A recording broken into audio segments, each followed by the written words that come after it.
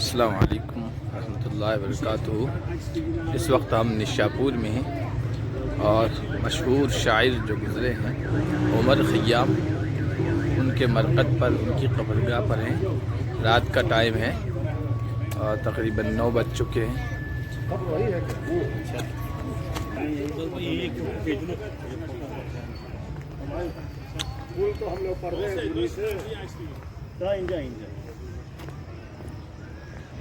یہاں پہ کھڑے ہو کے فوٹو لے لیجیے۔ یہ تصویر ان کی ہے۔ ہاں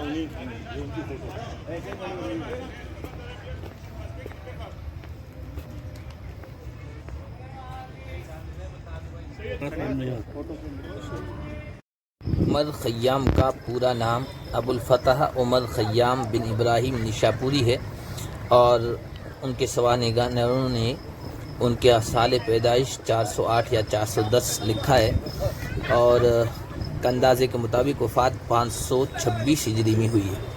عمر خیام علم ہیئت اور علم ریاضی کا بہت بڑا ماہر گزرا ہے۔ شعر و سخن میں، شاعر و شاعری میں بھی اس کا پایہ بہت بلند تھا، اور اس کے علم و فضل کا اعتراف اہل ایران سے بڑھ کر اہل یورپ نے کیا ہے۔ خیام کے والد کا نام ابراہیم تھا۔ باپ دادا خیمہ سازی، خیمہ بنانے کے پیشے سے وابستہ تھے، اس وجہ سے خیام لگتا ہے۔ عمر اس کا ذاتی نام تھا، غیاث الدین اس کا خطاب تھا، اور خراسان پر جب سلجوقیوں نے قبضہ کیا اس کے بعد اس کی پیدائش ہوئی ہے۔ سلجوقیوں نے خوارزم، ایران، آذربائیجان کے علاقے فتح کیے تھے اور اپنی عظیم سلطنت کی بنیاد رکھی تھی۔ خیام کا تعلق چونکہ نشاپور سے تھا تو ابتدائی تعلیم اس نے وہیں حاصل کی۔ لڑکپن اور جوانی کا زمانہ بلخ میں گزرا، اور 17 سال کا نہیں ہوا تھا کہ فلسفہ کے میدان میں اس نے قدم رکھا، اس کو عبور بھی کیا۔ کچھ دنوں تک بحیثیت استاد خدمت انجام دی، اور خیام کو شاہی دربار سے بھی وابستگی اختیار کرنی پڑی۔ اور دنیا جانتی ہے کہ جب سیاست سے، دربار کے معاملات سے انسان وابستہ ہوتا ہے تو اپنی تحقیقات پر یکسوئی سے کام کرنا ممکن نہیں ہوتا، لیکن خیام نے ان نامساعد حالات میں بھی اپنا کام جاری رکھا، اور مشکلات الحساب جیسی اہم اور مفید کتاب اس نے لکھی۔ الجبرہ پر بھی ایک کتاب لکھی۔ فن موسیقی میں بھی اس نے رسالہ لکھا۔ 1070 عیسوی کے لگ بھگ یہ خیام سمرقند پہنچا ہے، وہاں اس نے الجبرہ پر اہم کتاب لکھی ہے۔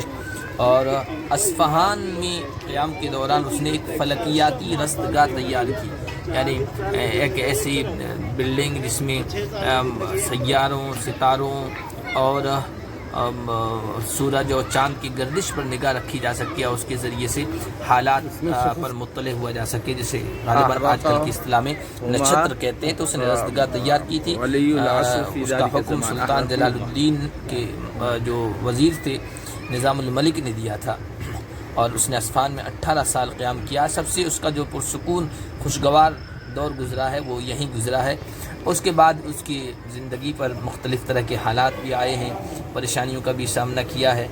بہرحال بڑے پائے کا یہ سائنسداں گزرا ہے، اور ریاضی داں گزرا ہے، علم فلکیات کا ماہر گزرا ہے، شعر و شاعری سے تعلق رکھنے والا گزرا ہے۔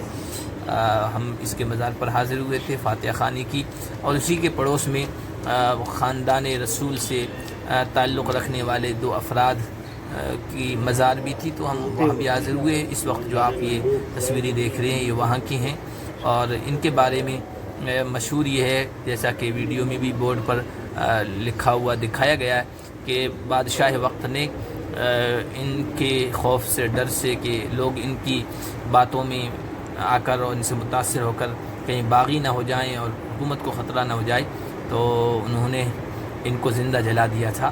اب حکمرانوں کا اپنا ایک خاص ہوتا ہے، وہ کسی کا بھی خیال نہیں کیا کرتے ہیں جب حکومت و سیاست کی بات آتی ہے۔ تو خاندان رسول کے اکثر و بیشتر افراد کو آپ ان کی تاریخ اٹھا کر دیکھیں تو اسی طرح پائیں گے کہ وقت کی حکومتوں نے اور ظالموں نے ان کے ساتھ اسی طرح کا سلوک کیا ہے۔ بہرحال یہ جو تصویر دیکھ رہے عمر خیام کے مزار کے بالکل سامنے کی ہے، فرنٹ کی ہے، پیچھے جو لائٹنگ نظر آ رہی ہے وہ اس کی قبر ہے، اس کا مزار ہے۔ اور رات کے وقت چونکہ بند ہونے والا تھا دروازہ، گیٹ، اور ٹکٹ یہاں ملتا ہے، ٹکٹ نہیں دے رہے تھے، لیکن جب ان سے کہا گیا کہ باہر سے لوگ آئے ہیں اور اب واپس کیسے آئیں گے، تو انہوں نے بہرحال بغیر ٹکٹ کے بھی جانے دیا کہ آپ جلدی سے آ جائیں۔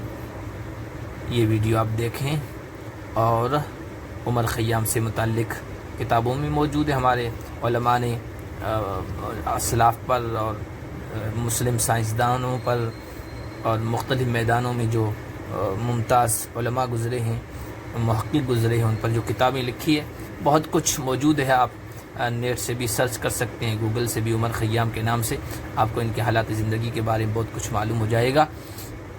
بہرحال یہ ہمارے اسلاف تھے جنہوں نے دنیا کے علوم میں، سائنس میں، تحقیقات میں، ریسرچ میں بہت کچھ اضافہ کیا۔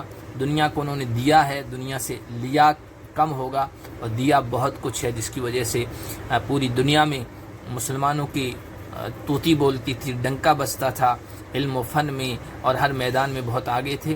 آج جس طرح ہم پچھڑے ہیں، اس طرح ایک زمانے میں ہم آگے تھے، دنیا کے امام تھے، پیشوا تھے، دنیا ہم سے رہنمائی حاصل کرتی تھی اور ہمارے علوم سے استفادہ کیا کرتی تھی۔ اللہ انہی راہوں پر دوبارہ چلنے کی توفیق عطا فرمائے۔